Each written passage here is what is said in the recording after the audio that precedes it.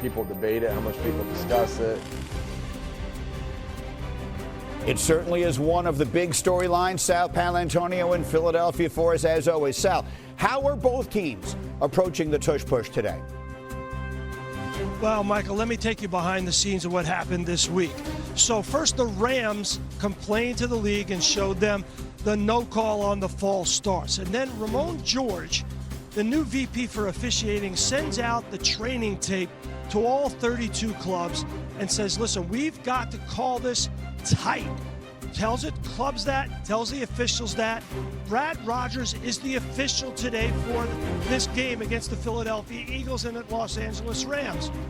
And Brad Rogers called 4 false starts in his only other game that he refereed. That was Washington and Green Bay on the Thursday night game. There will be a replay official and replay assistant. It is up to the down judge and the line judge to call false starts in close circumstances like this. But as Troy Vincent reminded me in an email last night, he's the, of course, VP of game operations. He said, you know, the booth and the game day operations in New York cannot throw a flag on the field. So it's up to Brad Rogers and his officiating crew. And the Eagles absolutely love this. As Adam Schefter said, it's unstoppable. The Eagles have scored touchdowns 34 times on tush push since 2022. That's 238 points just from that one play. Last year, the New York Giants in their season had 273 points. So it's been a very powerful weapon, not only on the football field, but psychologically. Teams know it's coming and they can't stop it. And the frustration is bubbling to the surface, as you saw last week. Chris Jones out of his mind. They ran it 7 times. Frankie Luvo right behind me in the end zone, jumping over the pile to where Sean Hockley has to say on national TV, you do it one more time, we're giving the Eagles a touchdown.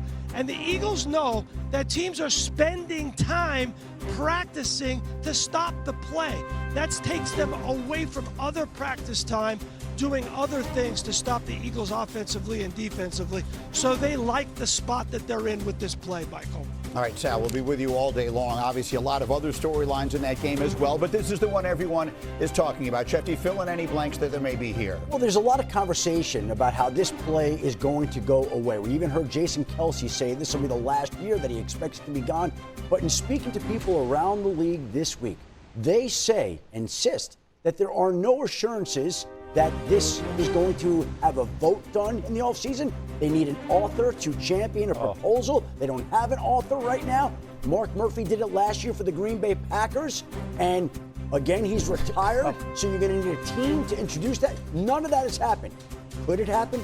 Absolutely. But right now, in late September, there's no movement to get rid of the play. So going forward, the Eagles say if it's so easy to do, why aren't more teams doing it? And I could also tell you that with the NFL sending out that instruction from the referees this week, I think the feeling is today, do not be surprised if and when the officials call at least a false start on the Philadelphia Eagles on one of these plays. Alex. This is it's depressing to hear you say that, Shefty, honestly. I mean, I think, at least I was hopeful that this was like the farewell tour of Maybe the push, like the final season of it. I mean, listen, we can get into I think it is an extremely boring play to watch in a very critical situation. But most importantly, beyond even the officiating, no one can spot the football.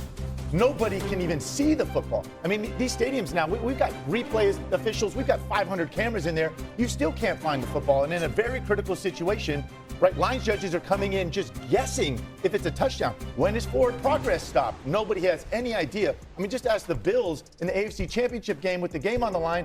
One line judge runs in a yard past the first down marker and the other one doesn't, right? And they're staring at each other with their arms up. Again, it is impossible to determine in the most critical situations. Officiated properly. Where's the ball? If there's a false start, call the false start. But I'm telling you, this is the biggest flex in sports. I'm telling you, because the Eagles, everyone in the stadium knows, the team knows, they prepare it, and they still can do it. It's an advantage because their players are tougher. The essence of football is violence, all right? It's pushing someone out of the way. I've heard like Steve Young and all these quarterbacks, the artistry of the quarterback and all. No, when you come down to it, it's blocking, it's tackling, it's who's tougher, and this is what the Eagles are. They're just tougher and stronger, and their O-line is better than everyone else, and no one can stop it. I respect the play. Even as a defender, you have to figure it out. However, I can't stop this play if they're false starting, because I'm in a 4-point stance and I'm looking inside at that ball, and then this guard comes and hits me in the back of the neck.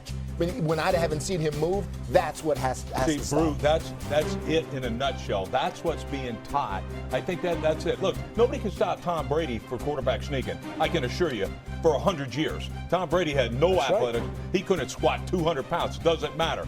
They blocked it well. So this play, I don't want to see thrown out. I want to see it officiated properly. And when you see, look, the Eagles are teaching the guards to fire off a little early. Why is that important? Because you're on your heels. You're not attacking them. They're attacking you. You're in the catch mode now because you can't react until the ball moves. So what it is, a typical cadence, all right, fans, is this. Blue 80 said, "Hut." And so what they're doing now, the guards are jumping just after the set, right before the hut, like it's that quick. And they're getting that momentum going. That's why they're moving early. It's an advantage to them. They got momentum coming. That's why they're so darn successful with it. It's going to be interesting to see if this officiating thing is finally done correctly.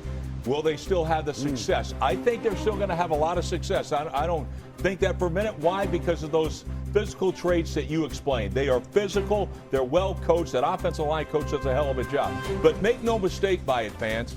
All right? Tom Brady, you can look at the numbers. Back in New England, back when I called a timeout against that stupid undefeated team, right? Okay, by the way, we stopped them. That play, we stopped them and get another play. On defense, you're allowed to make a damn play. All right, shut up, quit making excuses, make a play.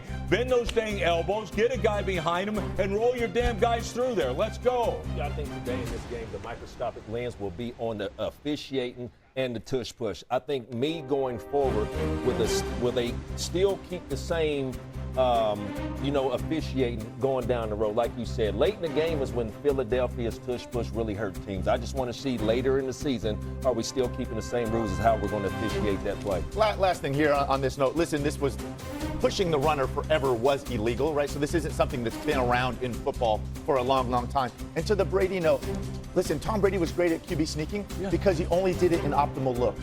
They were an offense that had double calls. So if you put a bunch of big guys in there, they handed the ball off outside and had to take risk in handing the ball off 4 yards deep. It's different with Eagles. They do not care what you line up in because they take all these advantages, right? There is no more neutral zone, by the way. We've just lined up on the football. What happened to the neutral zone? We don't enforce that anymore. And then obviously even jumping the count. So listen, it's hard to watch, but certainly there's a lot at play here. It's not the only storyline in that game. The Eagles, by the way, are the only team in the sport without a passing touchdown on the season. We will dive more deeply into what their offense needs to get right as we continue today. Randy will have thoughts on that. And there's Matt Stafford getting ready to go. He's had a big weekend. He was there to support his buddy Clayton Kershaw the other night.